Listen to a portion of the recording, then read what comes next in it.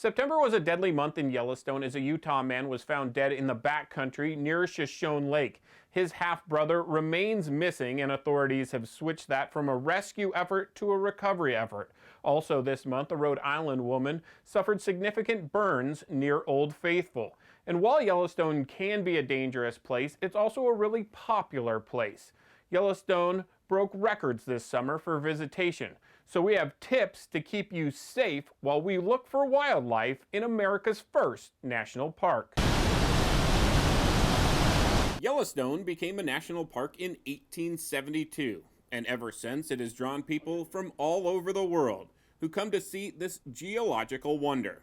And this summer, Yellowstone had its busiest June, July, and August. July was our most visited July, but it was also the first month in Yellowstone's history where the park received more than 1 million visitors. Everybody visits Yellowstone for their own reason, but for me personally, I like to search for wildlife, and I found a dead elk carcass that people told me had bears and wolves feasting on, but I missed dinner.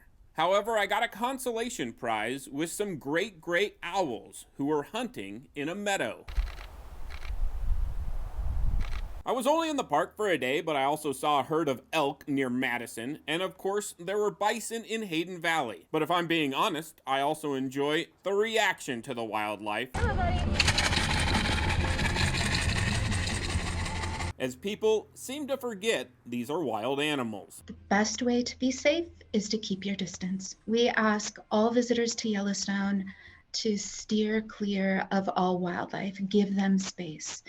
In particular for wolves and for bears, you must stay 100 yards away from those predators. All other animals stay 25 yards. Yellowstone also qualifies as a supervolcano, featuring unique thermal areas. But in the different geyser basins, people need to obey the signs, as at least 20 people have died in accidents, and in July, a Connecticut woman got 7 days in jail for walking on a thermal area. Our thermal basins are extremely hot, and the crust is very thin, so it's quite easy to fall through.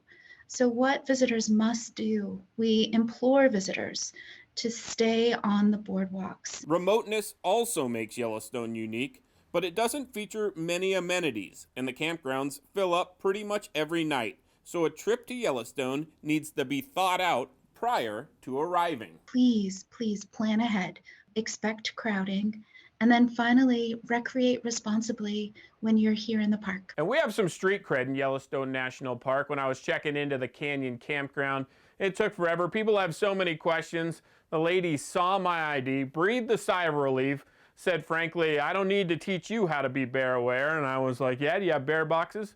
Cool, yeah, we're good to go. So let's make sure to continue that reputation as Idahoans. Steve Dent, Idaho News 6.